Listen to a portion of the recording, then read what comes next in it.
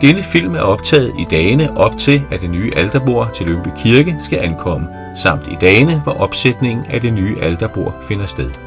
Disse optagelser er foretaget onsdag den 14. november 2012, hvor det store renoveringsprojekt af Lyngby Kirke er et godt stykke over halvvejs færdig.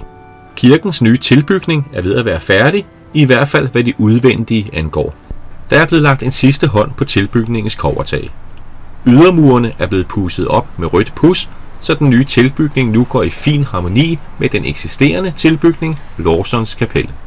Lawsons Kapel er en tilbygning til Lyngby Kirke, som blev opført omkring 1765. Man har også på en lang række andre punkter tilstræbt, at den nye tilbygning i så høj grad som muligt skal passe sammen med den eksisterende.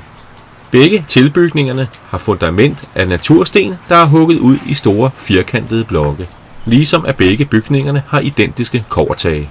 Vinduet i den nye tilbygning er en tro kopi af vinduerne i Lawsons Kapel. Der er således udefra ikke nogen arkitektoniske tegn på, at den nye tilbygning er opført i år 2012. Den kunne lige så godt have været fra 1765 som den eksisterende tilbygning.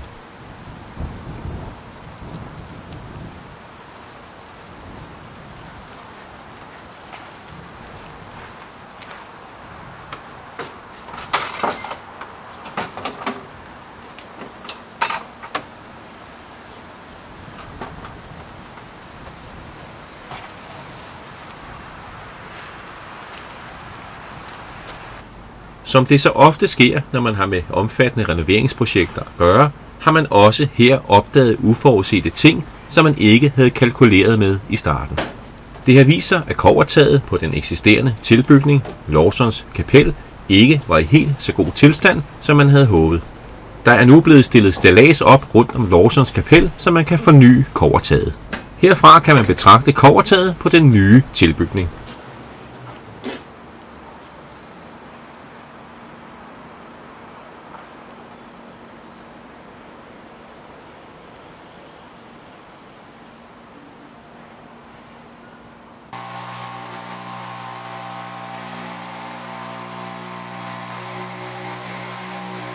Inde i kirken har man også nået en del fremskridt den senere tid.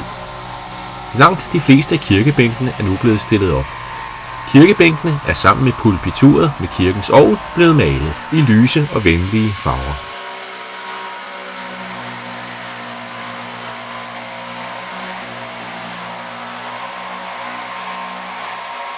Man mangler nu kun at opsætte nogle kirkebænke, der skal stå på langs med væggene allerforrest i kirken. Tømmerne er i øjeblikket ved at lave det sidste tilpasning på disse bænke. Når de er sat op, skal de ligeledes males.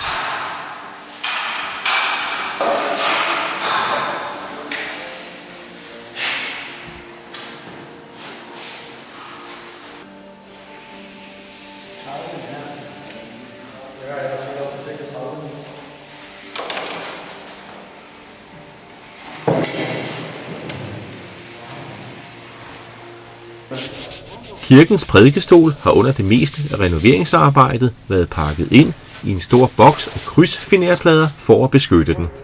Den er nu blevet pakket ud, og da man ligeledes skal male lidt på den, er man nu begyndt at slibe lidt på den.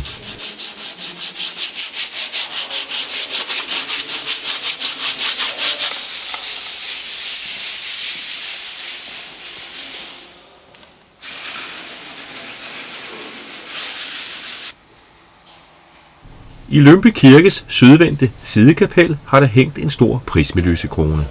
Den er fra begyndelsen af 1700-tallet og er lavet i bøhmisk krystal. Også denne har været pakket ind i krydsfiner og tæpper for at beskytte den under renoveringsprojektet. Krydsfinerkassen er nu delvist blevet åbnet, og alt tyder på, at lysekronen ikke har lidt nogen skade.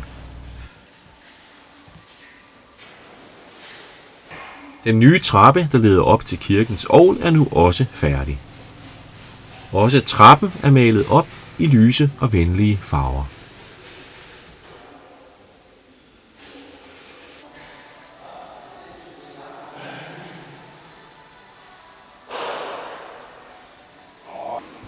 Under renoveringsprojektet har kirkens orgel også været beskyttet. Brystværket har været pakket ind i en kasse af krydsfiner, og hovedværket har været pakket ind i plastik.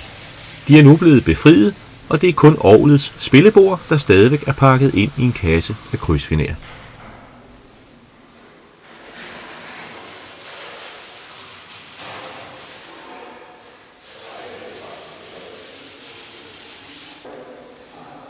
Det gamle smedejernsgelænder ved knæfaldet rundt om kirkens alter er blevet tilpasset og klart til at blive monteret.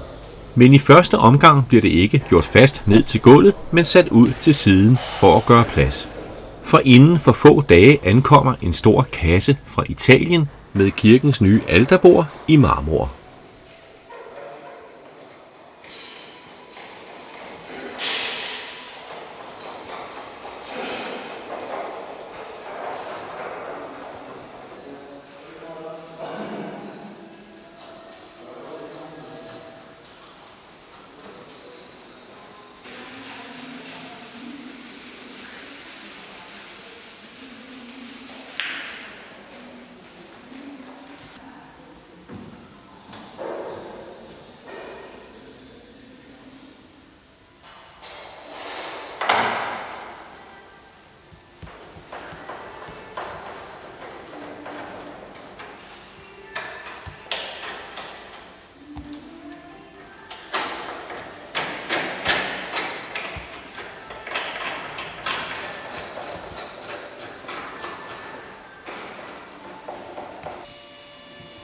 Tilbygningen Lawsons Kapel har på det sidste nærmest fungeret som tømmer- og snedkerværksted. Der er opstillet maskinsave og andet tømmer- og snedkerudstyr, så man har kunnet tilpasse kirkebænkene og udføre det øvrige snedker- og tømmerarbejde, som har fundet sted i kirken den senere tid. Inde i den nye tilbygning ved siden af Lawsons Kapel har man også nået store fremskridt inden for den sidste måned. Væggene er nu blevet fine, der er kommet et stengulv, der i stil harmonerer med stengulvet inde i selve kirken. I den del af den nye tilbygning, der vender ind mod Lawsons Kapel, har man blotlagt og synliggjort de gamle fundamentsblokke af natursten fra 1765. Et smukt eksempel på, at gammelt og nyt mødes. Den interimistiske trappe af stablede traphaller, der indtil for kort tid siden førte ned til den nye tilbygnings underetage, er nu blevet erstattet af en mere permanent trappe.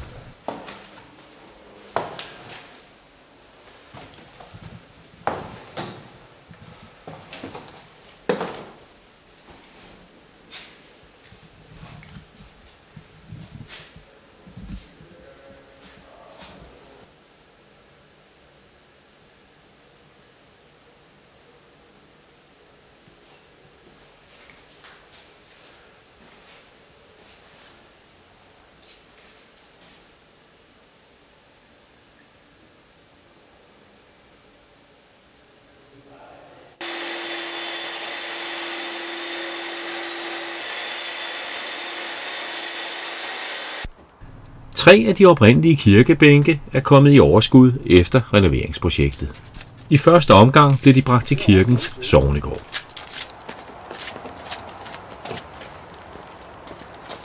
Nej, den er lidt drilsk, fordi at den,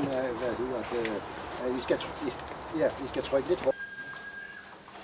Vil du have det åbent? Nej, det vil han ikke.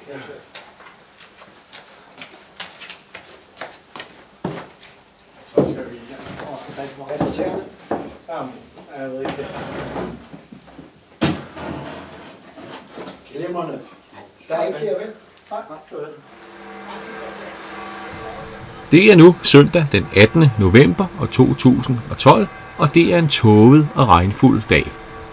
Men det er en afgørende dag for Lyngby Kirkes renoveringsprojekt. Lyngby Hovedgade er blevet afspærret mellem Lyngby Kirkestræde og Gammel Lundtoftevej. Lyngby Kirkes nye alterbord i marmor, der er blevet fremstillet på et værksted i Italien, er ankommet i en stor trækasse på en lastbil.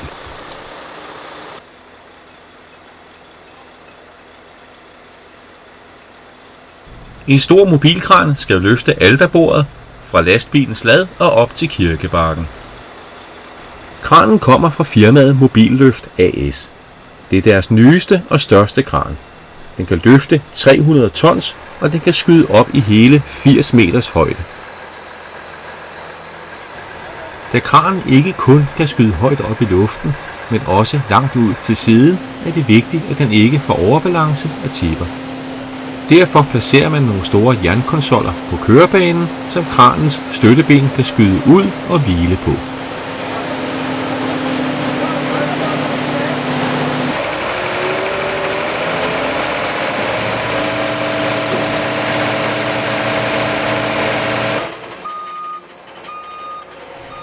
Støttebenene er ikke tilstrækkelige til at stabilisere den store kran. En lastbil med store vægtlodder bliver nu bakket i position. De store lodder skal herefter hejses fra lastbilens lad over til kranen for at stabilisere den yderligere.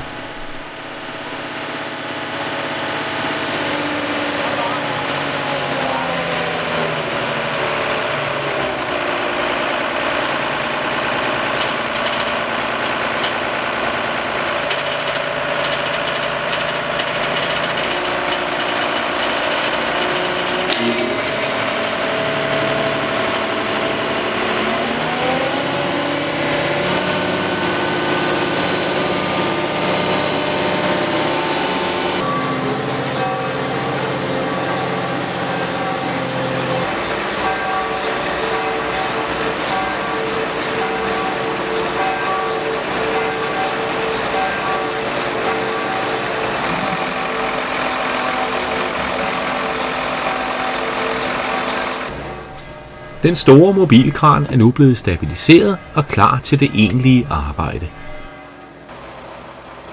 I dag skal kassen med det nye alterbord kun hejses op fra lastbilen til kirkebakken og placeres ved våbenhuset til kirkens hovedindgang. Først de kommende dage skal man have kassen ind i selve kirken og op ad midtergulvet frem til kirkens alterparti. Det løfteudstyr, man skal benytte de nærmeste dage til at få kassen ind i selve kirken og op gennem kirkegulvet, er det første, man hejser fra lastbilens lad op til kirkebakken. Jeg skal lægge en lille smule ned. Ja, den lige retter op, så tror jeg, den...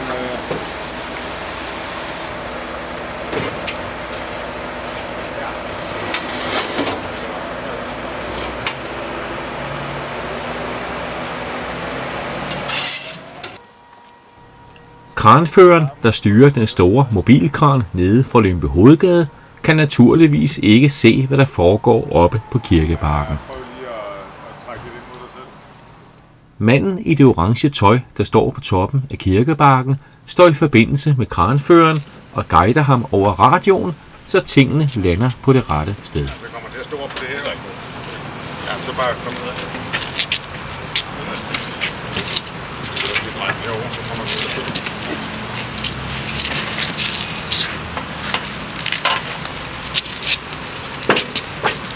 2 plader ovenpå, så vi har lidt mere...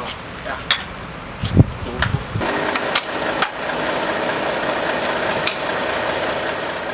Tiden er nu inde til, at selve kassen med kirkens nye marmoralterbord skal hejses op til kirkebakken.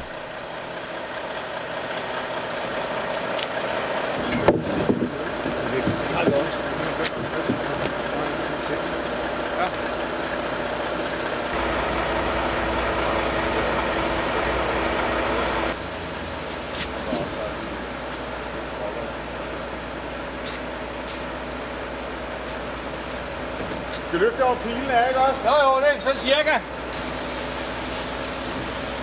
Den er fin der, ikke? Ja, det ser godt meget ud.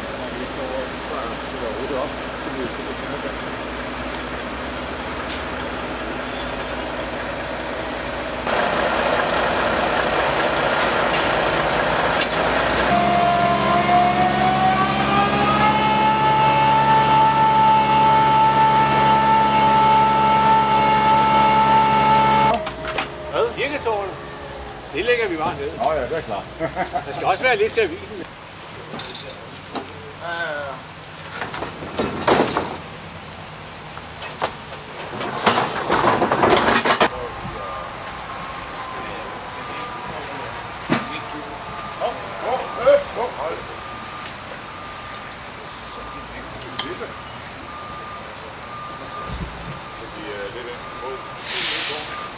Vi vil dreje, når vi kommer derned. Så så får vi den her ind, hele tiden ind, og så har vi væggen ud af det. Ja. Og så sætter vi karren op, og så løfter vi den op.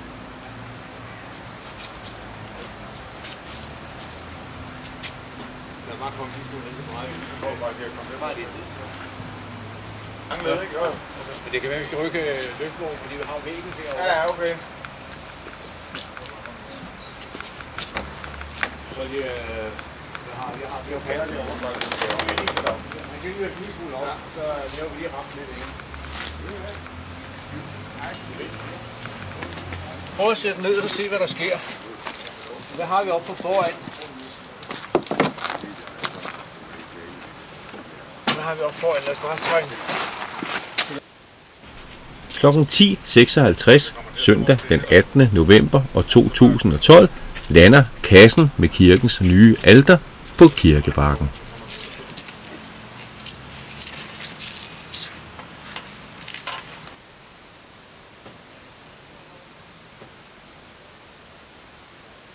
Netop som mobilkranen slæber den tunge kasse, tager det hele en uventet drejning. Kassen er åbenbart tungere i den ene side og er lige ved at vælte. Mobilkranen må igen hejse kassen lidt op, og i andet forsøg lykkes det at få stabiliseret kassen.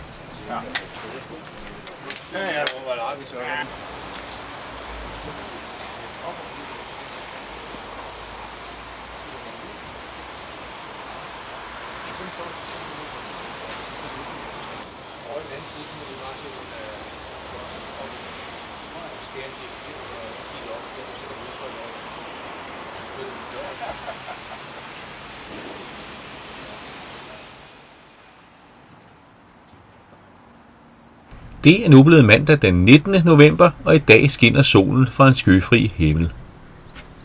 Den store trækasse med kirkens nye alterparti har stået natten over på Kirkebakken foran hovedindgangen til Lyngby Kirke.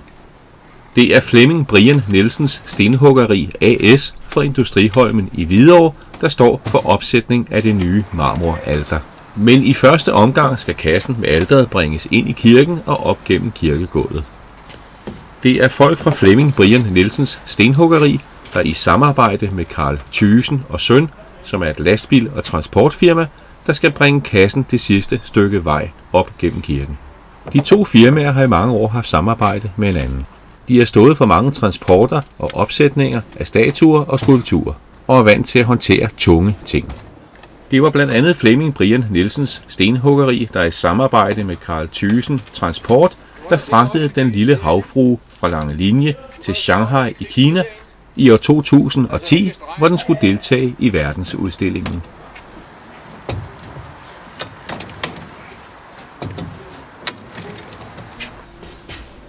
Ifølge målene på kassen skulle det lige nøjagtigt kunne lade sig gøre at få den op gennem kirken. Men alle, der er til stede, er meget spændte på, hvordan det spænder af.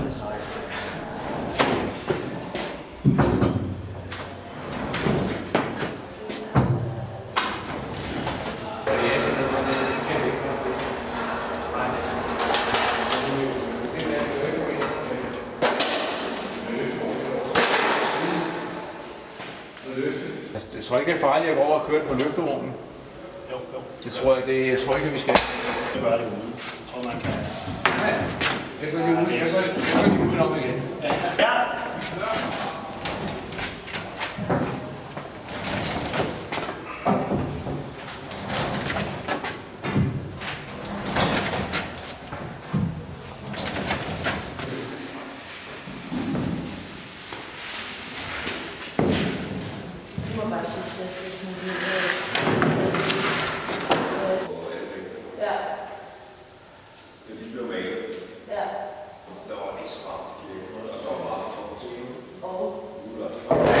Jamen, mit navn er Nanna Kestner, jeg er arkitekt og kommer fra Faktum 2 i Ølstykke, som er rådgiver på byggesagen her i Lyngby. Det, der sker nu, det er, at alteret er kommet fra Italien og skal nu fragtes videre ind i kirken. Og der har vi måttet tage nogle foranstaltninger, gøres nogle foranstaltninger i forhold til de eksisterende forhold i gulvet. Og det er, at vi har nogle gamle kanaler dernede, som vi nu forsøger at værne om, og det nye stengulv, der er lagt. Så derfor lægger stenhuggerne, som nu fragter alteret op, de lægger de her trykfordelende plader ud og op langs gangen hele vejen op til alteret.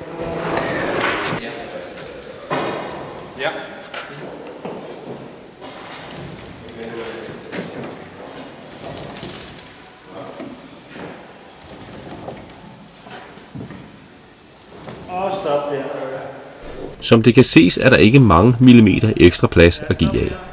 Det er nu lykkes at få kassen ind gennem kirkens våbenhus og ind i midten af selve kirken. Men nu bliver det spændende, for kassen skal drejes 90 grader for at komme op af kirkegulvet og op foran i kirken. Muligheden for at afmontere en af kirkebænkene for at gøre mere plads til kassen bliver diskuteret. Det viser sig, at der er radiatorer under de kirkebænke, der er nærmest indgangspartiet, og de er sat i drift og lader sig ikke umiddelbart afmontere. Så kassen skal kunne komme rundt.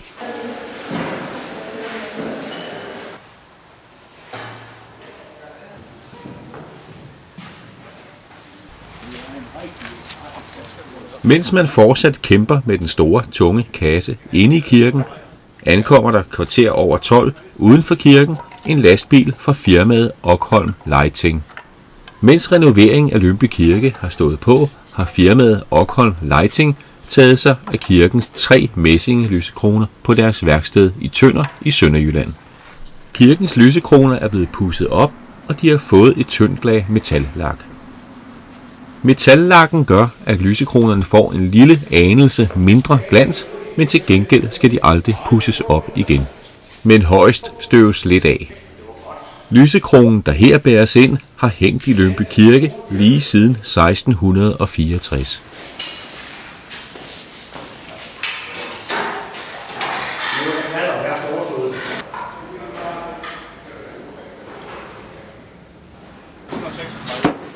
De 2 næste lysekroner, der bæres ind i kirken, har til og med fået monteret nogle flere fatninger, så der er plads til flere pærer i lysekronen. Der er naturligvis ikke lavet væsentligt om på lysekronerne, og der er de samme antal arme, som der hele tiden har været. De ekstra fatninger sidder inde i kernen af lysekronerne, og de peger skråt opad. Forhåbentlig kan de ekstra fatninger og pærer afhjælpe et mangeårigt ønske om lidt mere lys i kirken. I første omgang bliver alle 3 lysekroner hængt op på et jernstativ inde i kirken. De 2 medarbejdere fra Okholm Lighting regner med, at de skal tilbringe de næste 2-3 uger med at arbejde her i kirken i Lyngby. Det meste af det arbejde, de skal foretage, kommer til at foregå på kirkens loftrum. De skal nu til at bære talrige kasser med udstyr og værktøj op ad den meget smalle vindeltrappe, der leder op til kirkens loftrum. Halvvejs oppe oven på kirkens våbenhus er der et lille rum, hvor der står nogle gamle lysestager fra kirken. Herfra fortsætter vindeltrappen op til det egentlige loftrum.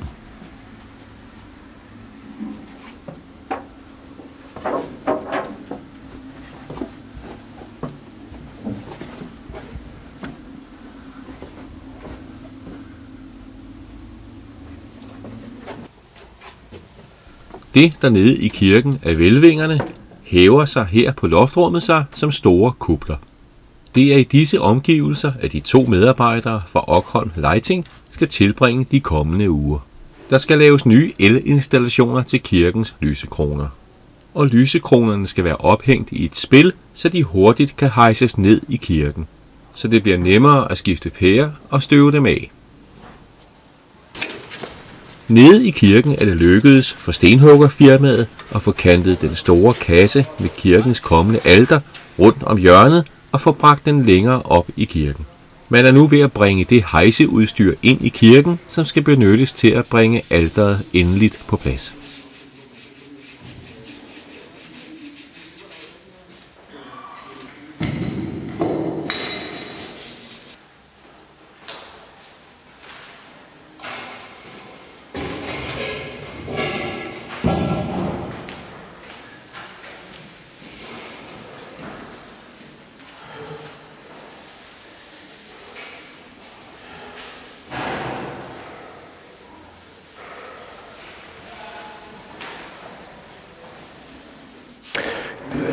I sidste uge pakkede man det meste af kirkens orgel ud af de trækasser, der havde beskyttet dem under renoveringsprojektet. Man pakkede brystværket og hovedværket ud, og i dag har man så pakket selve spillebordet ud af den trækasse, der har beskyttet den.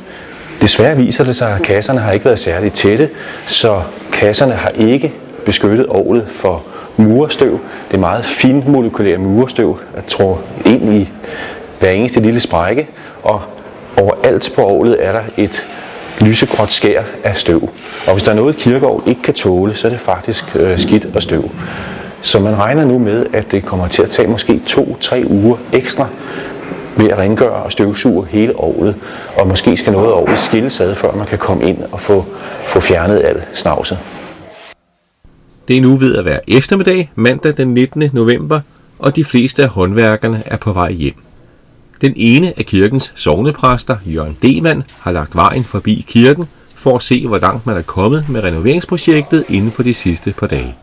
Jørgen kigger her på det rum, der bliver hans kommende omklædningsrum. Det ved jeg ikke, det er op til dig. Hvis du synes, der skal være en, så sætter vi en lampe op på et tidspunkt. Ja. Kirken tænder og jure automatisk og slukker automatisk de 4 her.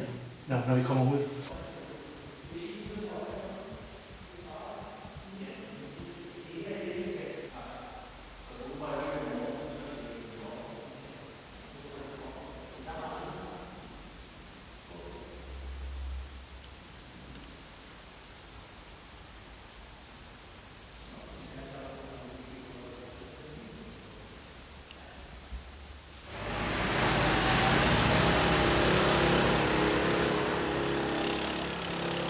Det er nu blevet tirsdag den 20. november 2012. Det er nu 3. dag i træk, at man arbejder med at bringe kirkens nye alterbord frem til det sted, hvor det skal stå. Og man er begyndt at åbne den meget gedigne trækasse, som alteret har været i, siden det blev sendt afsted fra Italien.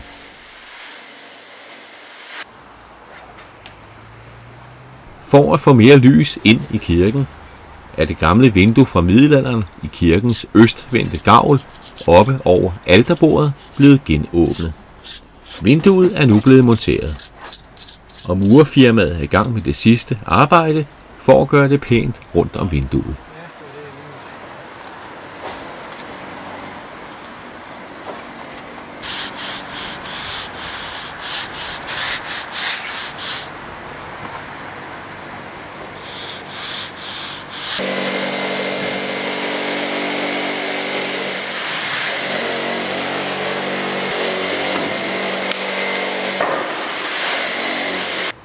De 2 medarbejdere fra firmaet Mollerup VVS, der for kort tid siden lagde kobbertag på den nye tilbygning, er nu dukket op igen. Denne gang for at lægge nyt kobbertag på Lårsons kapel, hvor taget ikke var i helt den stand, som man havde håbet på. Flere steder var der trængt fugt ind gennem det gamle kobbertag. Tilpasningen af de nye kobberplader bliver foretaget i kirkens våbenhus.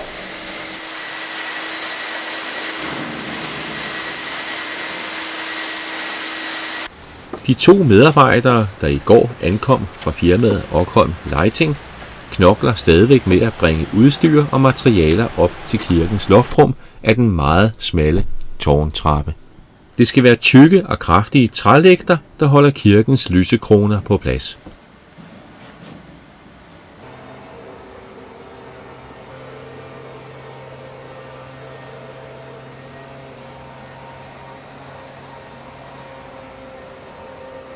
Nu er Lyngby Kirkes nye alterbord i marmor næsten blevet pakket ud af den transportkasse, som det kom i fra Italien. Alle dem, der har været henne og kigget på det, de siger nok, der er et tæppe indenunder. Men når man løfter op i plastikken, så opdager man, at det er ikke et tæppe. Det er selve marmoren, der er lavet som en dug, der hænger ned med folder. Men det er altså i sten.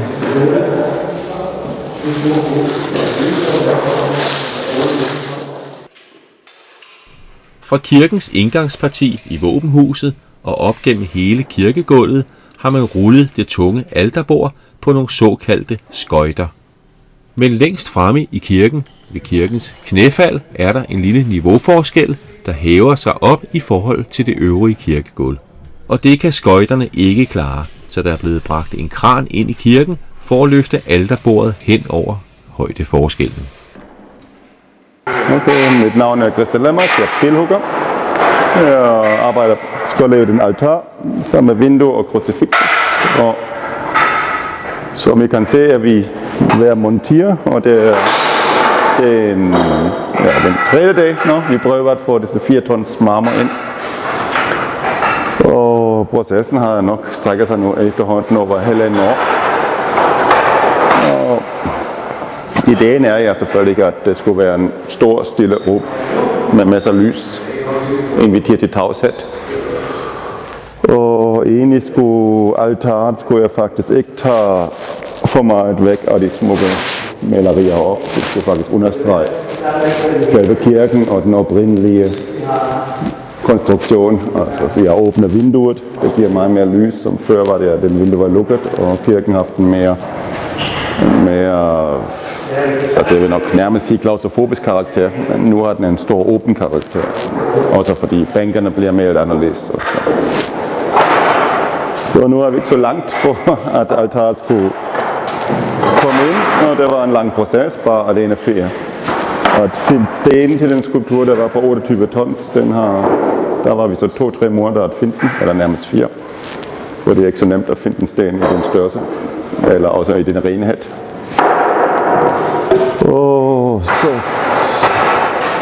Og så var vi mindst et år at hugge den nærmest, fordi den var meget kompliceret med alle de folder.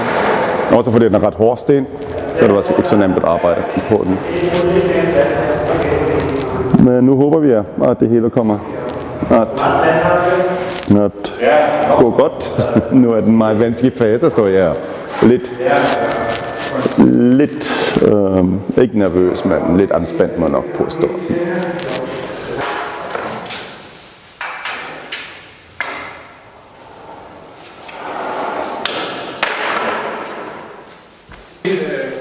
Kranen har nu løftet det nye alterbord op over niveauforskellen ved kirkens knæfald. Der er igen blevet monteret skøjter under det store marmoralterbord, men inden at det kan skubbes på plads op mod kirkens østvæg, skal den store kran først afmonteres. Jeg tænker, vi kan køre den en halv meter ind, så kigger vi lige på vej. Kranen er nu afmonteret, og alle hjælper med at skubbe alterbordet det sidste stykke.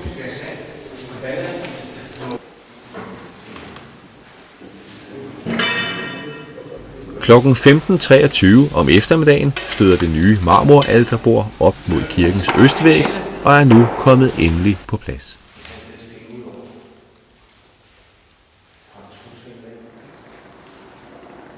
Vi er nu fremme ved onsdag den 21. november år 2012. Stenhuggerfirmaet og transportfirmaet, der de sidste 3 dage har knoklet med at få kirkens nye alterbord af marmor på plads, har nu ryddet op efter sig og fået fjernet alt deres udstyr fra kirken. Billedhugger og kunstner Christian Lemmers, der har lavet det nye alterbord, er her til formiddag dukket op i kirken sammen med sognepræst Jørgen Demann for at se, hvordan det nye alterbord tager sig ud.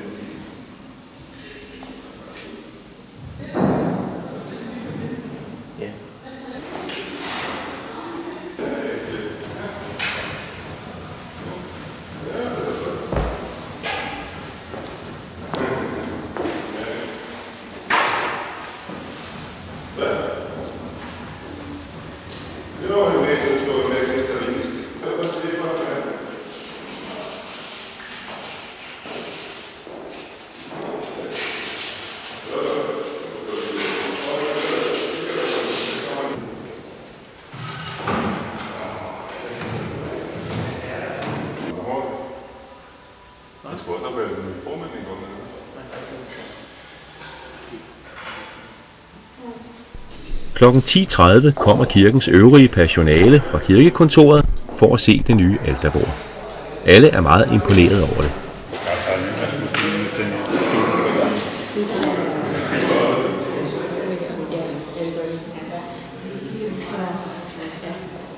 Det er godt nok imponerende.